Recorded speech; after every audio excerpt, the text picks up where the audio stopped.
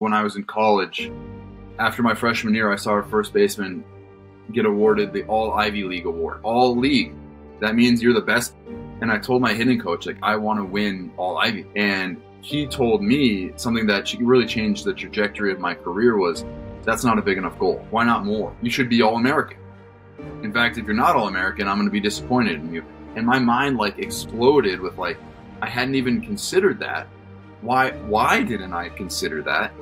So when he set that goal for me and he raised the bar on what was possible, I raised the bar on what I was willing to do to get there.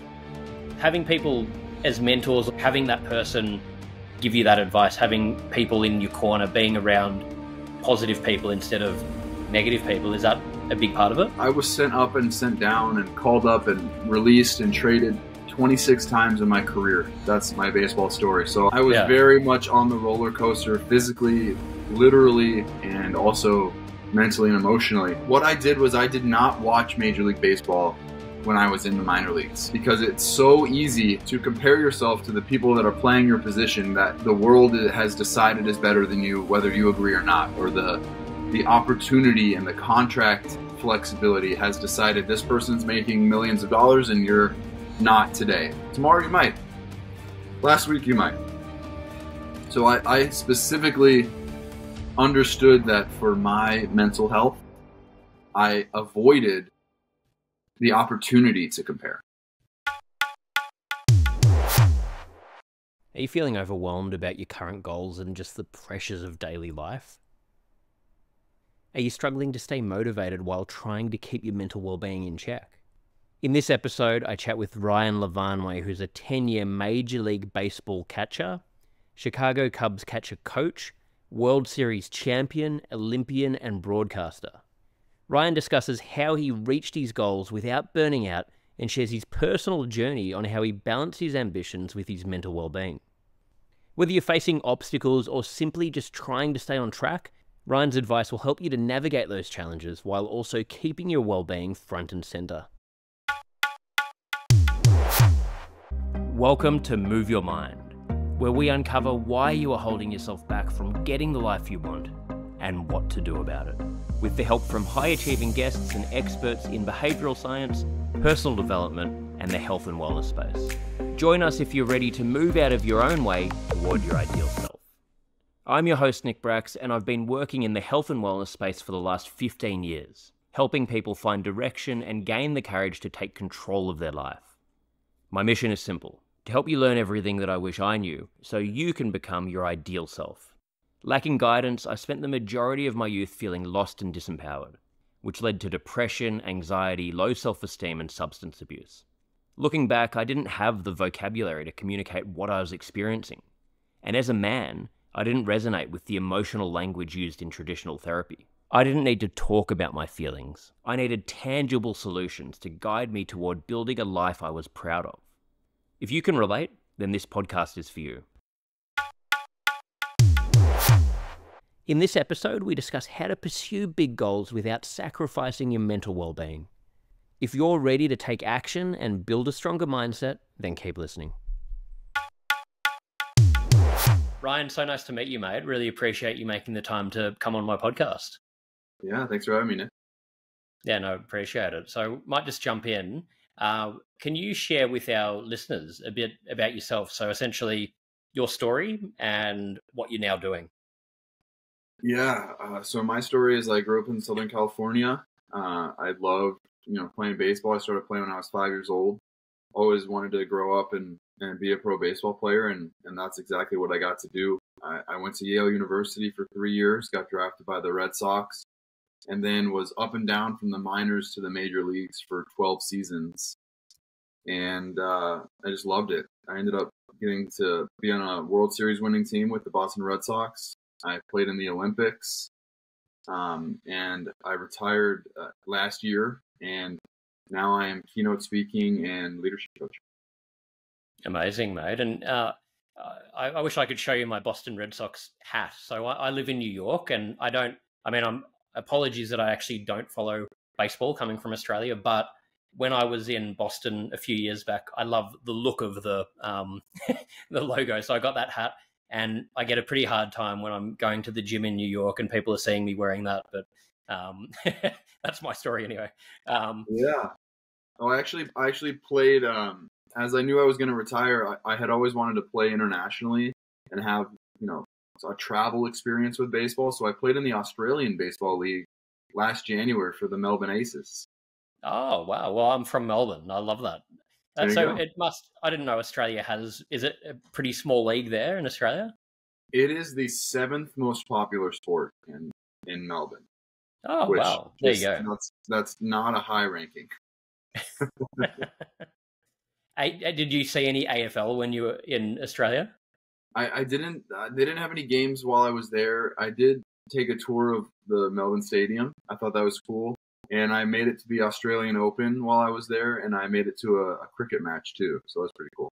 Oh, you got to see some pretty good events. Yeah. I mean, Melbourne, sort of the sporting capital of Australia. So there's a lot of pretty cool things going on there with that. But yeah, no, I love that.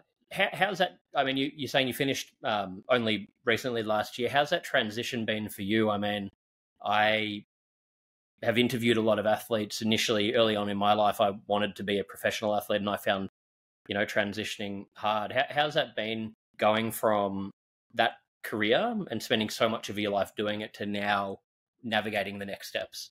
Yeah, it's not easy. It's not easy at all. I feel like I did a pretty good job if I give myself enough grace to think I did a good job.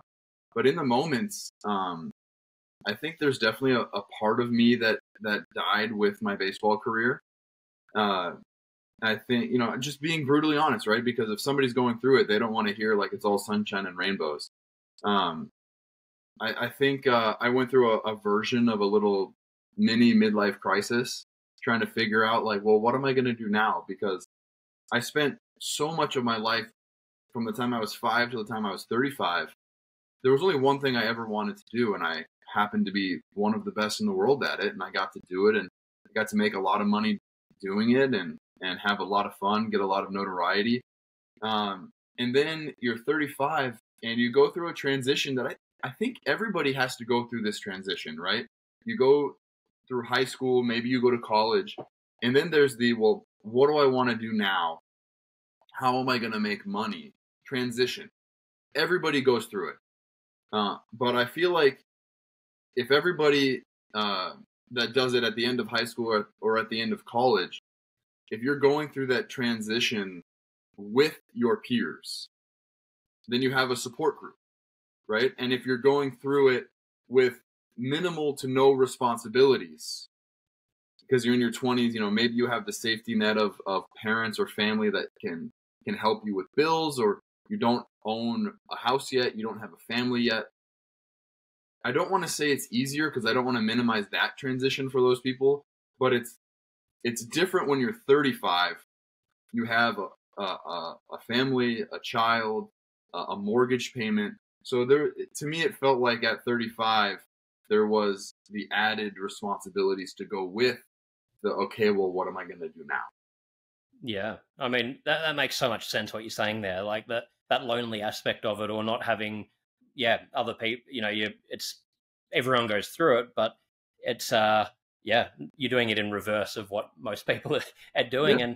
And having to, I mean, such a difficult thing to have your identity so tied up with baseball. How can you not, if you've spent your whole life doing that, that's what you love doing, to then go from working out, what else can I do that's going to give me a similar kind of purpose, meaning, joy, I'm going to have that drive from. A really tricky thing to do.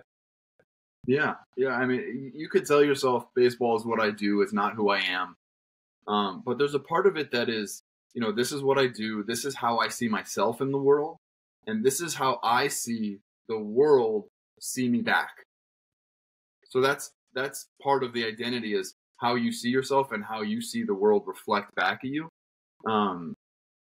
It's just, everyone goes through a transition, and everyone's is different. Everyone's experience is unique. But yeah, the athlete transition, because as much as the unions, or as much as there's support groups, like it does feel like you're going through it, and not a lot of people understand. Yeah, definitely. It's sort of like the Wild West, where there's information out there, but until you actually go through it, there's no sort of guidebook on it. And you could, think you're prepared for it, but no one is. And I think that one of the, you see it with so many athletes. One of the biggest examples would be Michael Phelps, who, best Olympian ever, and openly talks about it now, which is amazing. But, got to a point where he was suicidal after doing that. And you sort of look at it and think, how on earth, this guy did so much, he has everything, but it's not as simple as that. And I think it's, great having athletes talk about that, because, we look up to you guys and people can relate to that and think, okay, well, if they can go through it, then it's maybe okay for me to go through it. And maybe there is a way that I can, get through this. Yeah. So I played in the Olympics. I obviously have, how many gold medals or medals does Michael Phelps have? I don't even know, 8 or 9 or something, is it? Or I thought it was like 18. Whatever, however many medals he has. Probably, yeah. However many medals he has, I have exactly that many less than him, because I was not an Olympic medalist. I was just an Olympic participant. But yeah, there's part of high achievers that the journey is so important, and the striving and the seeing yourself as going after something, that when that thing that you've been going after no longer exists, it's like a what now? And now that, we've talked about that, I've made the transition. Now I'm speaking and I'm leadership coaching. One of the things we talk about in our leadership coaching program, it's called Spark Brilliance, is that progress is the number one thing that people cite as leading to their best day ever. So progress is what leads to happiness. And for a lot of these high achievers, a lot of these athletes in the transition, the thing that is really taken away from them is the opportunity for progress. Yeah, that's interesting. So it's not the actual end result, because that's fleeting. It's more just that having that daily, being able to make that daily progress, having that purpose every day, getting that sense of fulfillment from trying to get that little bit better, or trying to, whatever it is that you're working towards. 100%. Yeah. So how have you been able to translate that into what you're doing now? Have you do you feel like you found a bit of a balance with that, with your new direction you're going in? Yeah. So there's a couple ways that I've done it myself. I signed up for an Ironman that I completed in October, and having that new goal, right, that was separate from my athletic goals, but it was still a goal that I could work towards. So I gave myself a new opportunity for progress intentionally. And then when I decided on a new career professionally, right, how do I work towards progress in this new thing? Absolutely. And so what's it's leadership sort of work. What's the work involved that you're doing now? So Spark Brilliance is a program that was created by Jackie Insinger. She's a friend of mine, also Colorado based. She's been coaching CEOs for 25 years. And what she did was she took the best of the best from her work with CEOs and put it into a program. And everything that we do is designed to affect the leader, the team, and the company's bottom line. So it's fantastic material. I've really enjoyed facilitating it and seeing the light bulb turn on for people, whether they're emerging leaders or whether they've been in a leadership position for decades. Yeah. And do you see a lot of crossover in that leadership sort of work that you're facilitating with what you learned as an athlete and what you were applying through that? Yeah, no. So when I read her book for the first time, it was crazy. She's giving examples from the boardroom of C-suite executives, leading directors, and I immediately could translate it to lessons I had from the baseball field. Because in corporate America, you don't often get to see how good leadership or bad leadership leads to turnover, leads to lack of engagement, leads to poor performance, because it's a slow moving process, and somebody could leave and go for a new job in 6 months, and it was because of poor leadership in the past. Versus on the baseball field, you get tangible black and white results on a nightly basis. Success and failure is so clearly defined with wins and losses, your record, your position in the league. And I've seen that for years. It's been my entire my entire professional career until recently was black and white. We know what success is. So being able to take that and bring that into the boardroom or bring that into the director's suite has been really cool. That makes so much sense because I guess in whatever we're doing, so much anxiety comes from not having that tangible side. That's what, in my own personal experience in my life, when I've been, pursuing different things, but haven't had, those yardsticks and that tangible, daily sort of goal to hit, it's been ambiguous. You get very quickly, you become overwhelmed, burnt out. You don't know where to go because it's just, there's too many moving parts. So I think getting things tangible is just essential in whatever the hell we're doing. How did you as an athlete maintain having that mindset, the focus, the discipline, all of those different things that come with it? How did you maintain that for anyone listening? I guess if they're looking to apply that to whatever they're doing, how can you go about nurturing that kind of mentality?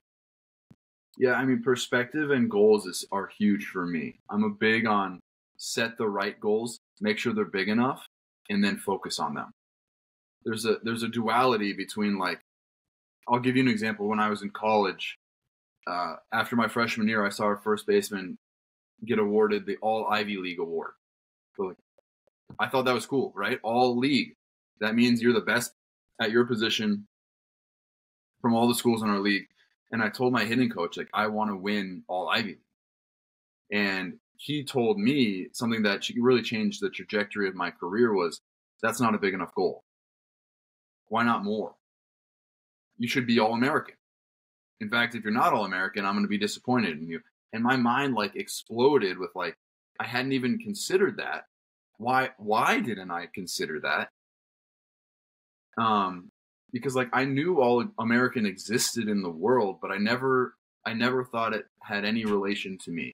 So when he set that goal for me and he raised the bar on what was possible, I raised the bar on what I was willing to do to get there. Yeah. So I started lifting more in the gym. I started focusing more on my batting practice. I started trying to embody what I believed somebody that would win All-American would do. And I even started doing extra, like, I bought a weight vest and wore it under my clothes every second that I was awake for 2 months. Like, I don't know what that has to do with baseball. Maybe nothing. But I'll tell you, you wear a weight vest for 2 months, you feel pretty confident about everything physical after that. And the very next year, I was the first All-American from my school in my entire lifetime at that point. Wow. And I'm so confident that if I had set my goal to be All Ivy League, I would have won All Ivy League, but not All-American. And the only difference is I changed my focus to be this higher goal. And I achieved exactly specifically the goal that I set. And I think anybody can do that. So yeah, being crystal clear on that goal and having people as mentors or believe in you, would you say that's important? I mean, I know a lot of us can, I've had phases in my life where I've had negative people around me saying, you can't do this, you can't do that. And at that time I was, vulnerable, had low self-esteem and really bought into it and bought into that narrative. And that is exactly the results I got. And so until you remove that, like having that person give you that advice, having, people in your corner, being around positive people instead of negative people, is that a big part of it? Hey guys, if you're enjoying this podcast, please click the subscribe button, leave a like or comment, share with your friends, and follow me on Instagram at Nick Brax. I really appreciate your ongoing support. Well, Nick, I think you hit the nail on the head. Is sometimes you need someone to be able to see your potential before you can see it. I think that's so important. And just to speak to anyone directly that has some of those negative people, negative influences and voices in their life, question them. When you have doubts, question them, right? I'm not a rah-rah, you can do whatever you want. That's not my approach. My approach is, well, why not? I'm a rebellious spirit. I'm a tenacious, audacious kind of guy. You set the hurdle, and once I see the hurdle, I will overcome it. And I think seeing the hurdle is half the battle. Because Nick, give me a goal in your life, just anything. Probably the biggest one right now. I'm trying to get a TV series made, so that's like a pretty scary one for me that I'm getting progress in now. But it's like one of those ones where you're like, I feel even embarrassed saying it sometimes because it's a big one. But that's probably the biggest right now.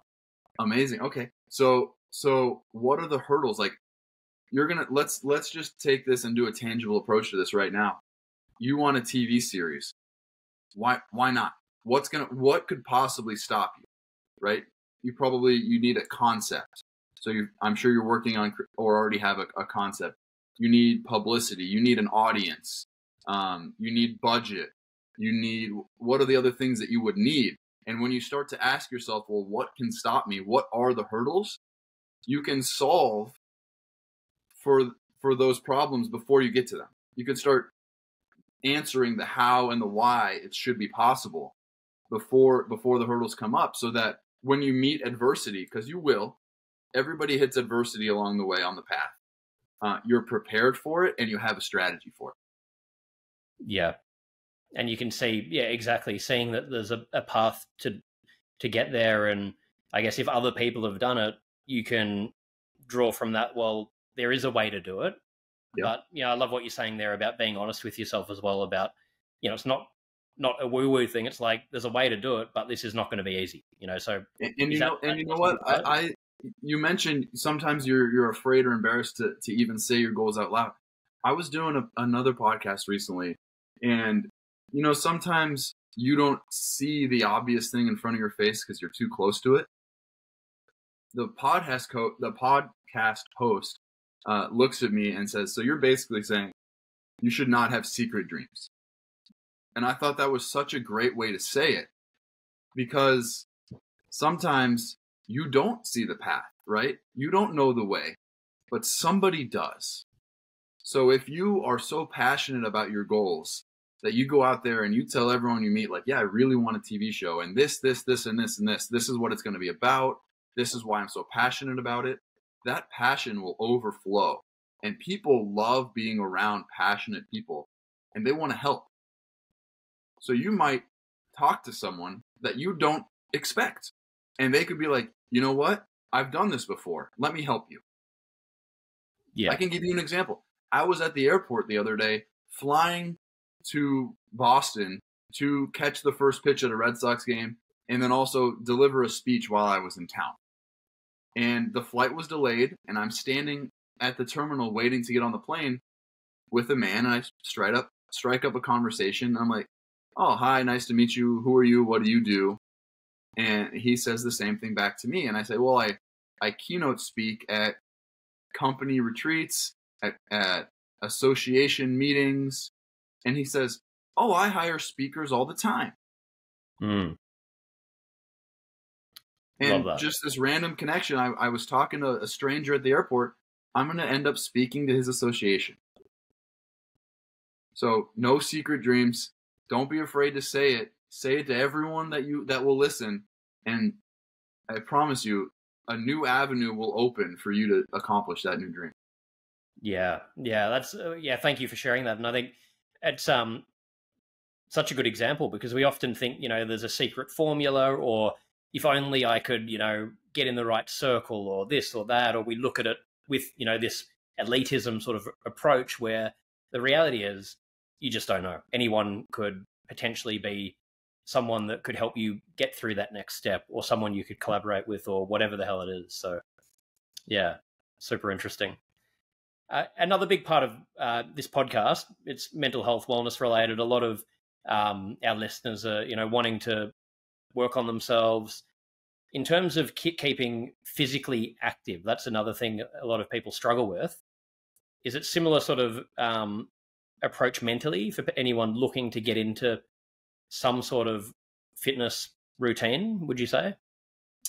So mental health for me has been something that I take very seriously.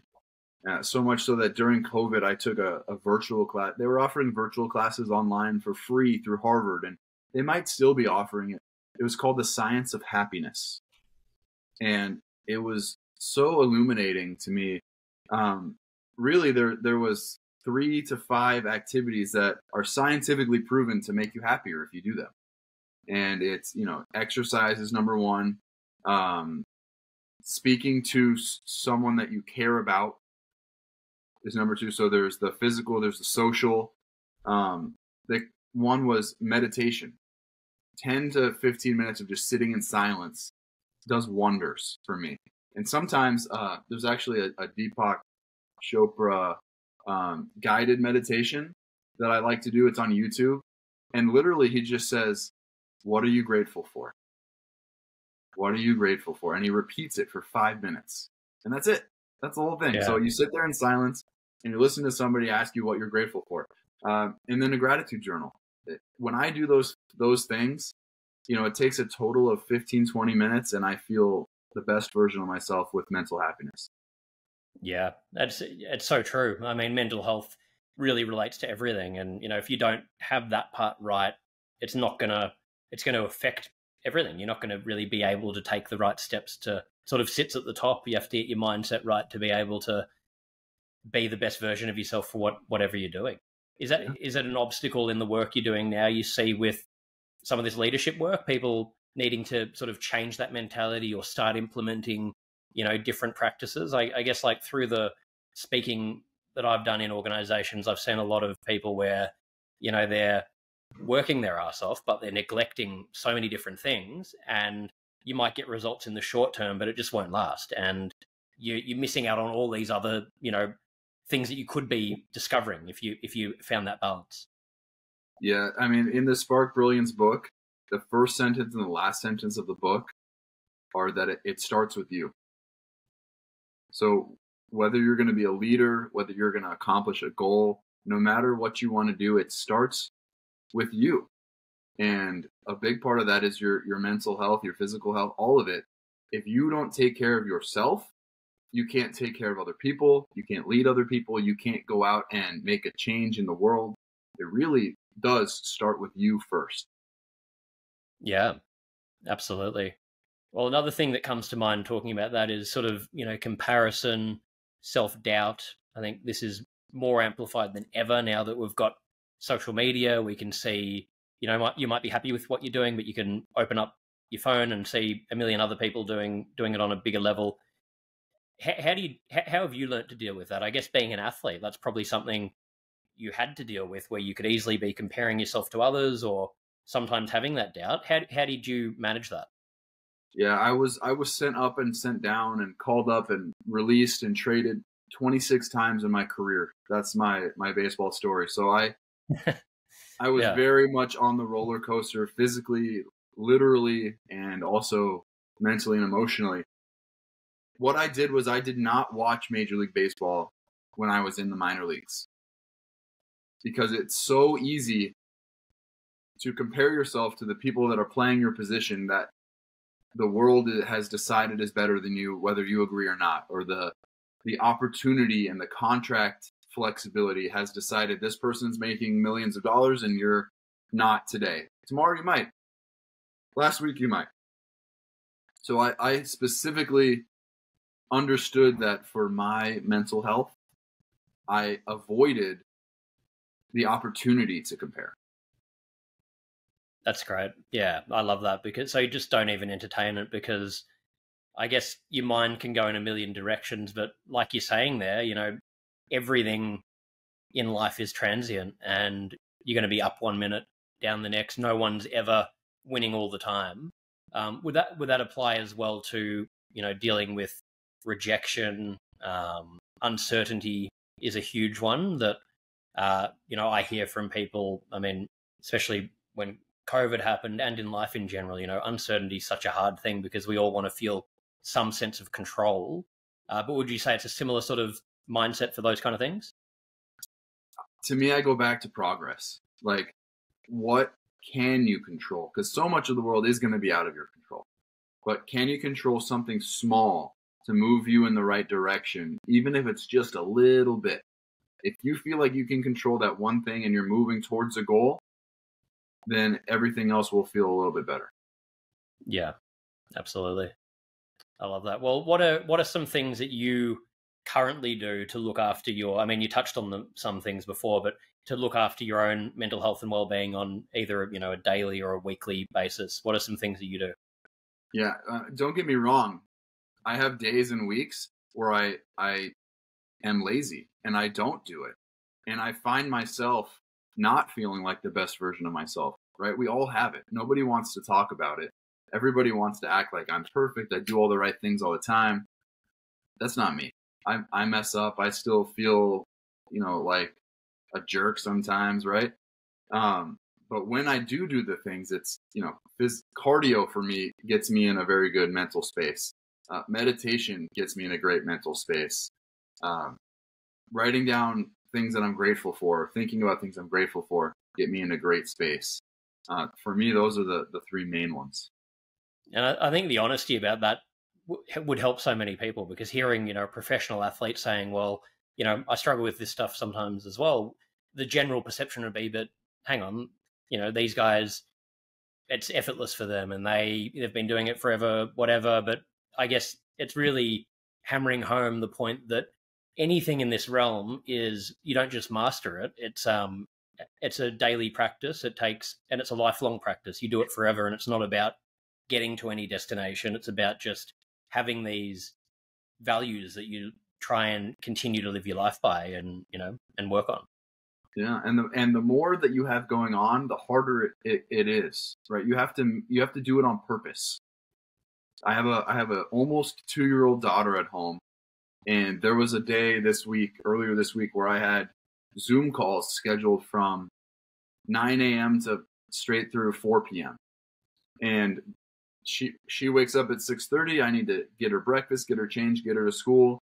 She comes home at 4:30. You get her home, you feed her, you hang out with her, which is the best part of the day. You got to get her bathed, put her to bed. I was slammed busy from 6:30 a.m. until 7:30 p.m. And I look at my Apple Watch at the end of the day, and it's like, you took 12 steps today, right? So if I wanted to work out, I was going to have to do it at 5 in the morning, because that was my only opportunity, or at 8 o'clock at night. And a lot of people have those responsibilities too. So if you have a busy day, or you have travel, it's got to be on purpose, and it's got to be something that you find valuable and you see the worth in, to make sure that you do it. Makes so much sense. And I think it's such a good point, because it's easy to sort of say that, we should all do these different things, but we do need to factor that in. Some people have very, very little time. So it's trying to find what is actually available. What can you do that's practical, even if it's like a 15-minute circuit on your bedroom floor or something. Anything's better than nothing. Was it also difficult, I guess, going from, when you're a professional athlete, that's your life, you're training, you're doing that every day, having that just inbuilt, you probably don't actually have to think about it there, I guess, because that's your job, to then trying to incorporate that in your life outside of what your new job is. Was that a difficult sort of mindset transition, that part? The part about it being easy when you're a professional athlete is that either you schedule it into your day, or somebody else schedules it into your day for you. Yeah. Versus when you're not a professional athlete anymore, you need to do it on purpose, right? You need to say, I'm going to work out at 5 a.m. I'm setting the alarm. And when the alarm goes off, I'm going to get up. Yeah. Because it's a little bit harder. It feels like it's a choice now. But if you decide it's important enough, then it should be a choice that gets made every time. Yeah. Yeah. I love that. Having that accountability. Well, mate, thank you for sharing all of this. Love everything you're talking about here. I've taken a lot out. I know our listeners will. We finish with 5 closing questions for every episode. So the first one is, what's your best childhood memory that comes to mind for you? Oh man, best childhood memory. My family and I used to go camping a lot, and I just loved being with everybody outside and with no necessary agenda, just spending time outside, hiking, going on the beach, all the stuff.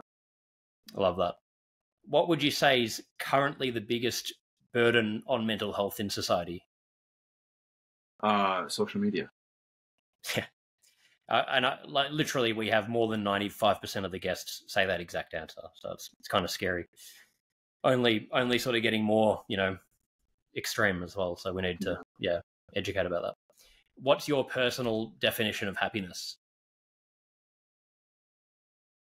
My personal definition of happiness is being able to sit still with your thoughts and the people you love, right? I'm such a busybody, always striving and going and doing. And when I can just be still and be content in the moment and just enjoy what's happening right here, right now, that's true happiness for me. Yeah, I love that one. If you could give one piece of advice to your 18-year-old self when you were sort of, entering into the world, what would that be? Be good to people. Be good to people. It's crazy that now that I am almost 37, I'm seeing, as almost a 37-year-old, I don't love the person that I was at 23, 24. I was a little selfish. And I grew up a lot in my late 20s, and I evolved, and I'm so thankful. I saw therapists. I think it was very valuable to me, and I needed to do that to grow up. But I'm starting to see people that I treated well come back around years later, decades later. And you always come back around. It's a small world. You have an Australian accent. You're from Melbourne, but like, we're connecting right now. It is a small world, and people, you never know who's going to matter, who's going to be important, who you can help, who can help you. So best advice, be good to people. Such great advice there, mate. And yeah, thank you for sharing that example. So final one, what are you most proud of? I'm most proud of my marriage and my daughter, my family. Love it. Well, mate, thank you again for coming and spending the time on here. Where can our listeners go if they want to learn more about the work you're doing, find more about you? Where can we send them? Absolutely. I am on LinkedIn at Ryan Lavarnway. Relatively active on Instagram at R.Lavarnway. My website has everything. It's just RyanLavarnway.com. Really, I'm easy to find. It's pretty unique name. So Ryan Lavarnway, I'd love to connect with you. I answer all my messages, DMs, all myself. So love to connect, and I appreciate you having me on, Nick. Great. Thank you, mate. And we'll have that in the show notes. So anyone listening, make sure to check out all the links. And yeah, Ryan, love chatting to you, mate. Love connecting. So thanks again. Appreciate you, brother. Thank you to Ryan Lavarnway for joining me today and offering your insights. And thank you for listening. I'd love to hear about your thoughts on the episode and any suggestions for topics you'd like to hear about. Feel free to leave a comment or send a DM. Your feedback is always appreciated. Please don't forget to click the subscribe button, leave a like or comment, share with your friends, and follow me on Instagram. It really makes a difference. Thank you so much.